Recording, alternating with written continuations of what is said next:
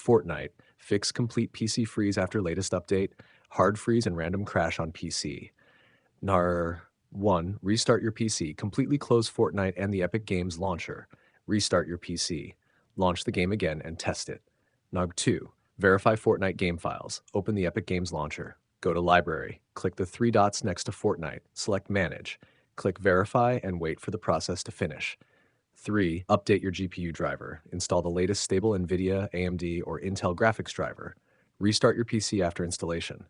If the freezing started immediately after a new driver update, try a previous stable driver. Number 4. Disable overlays and background apps. Disable the Discord overlay. Disable the NVIDIA or AMD overlay. Disable the Xbox Game Bar. Close MSI Afterburner and Riva Tuner temporarily. Launch Fortnite again. 5. Clear DirectX Shader Cache. Press Win-R. Type clean-mgar, press Enter. Select your Windows drive. Check DirectX Shader Cache. Click OK, delete files. Restart your PC. 6. Switch the rendering mode. Open Fortnite. Go to Settings, Video. Try switching between DirectX 11, DirectX 12, or Performance Mode. Restart Fortnite after changing the rendering mode. 7. Repair Easy Anti Cheat. Open the Fortnite installation folder. Locate the Easy Anti Cheat setup file. Run the setup and choose Repair if available.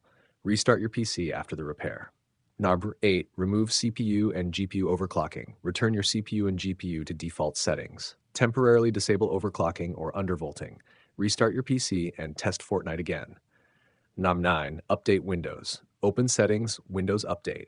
Install all available updates. Restart your PC. 10. Repair Windows system files. Open Command Prompt as administrator.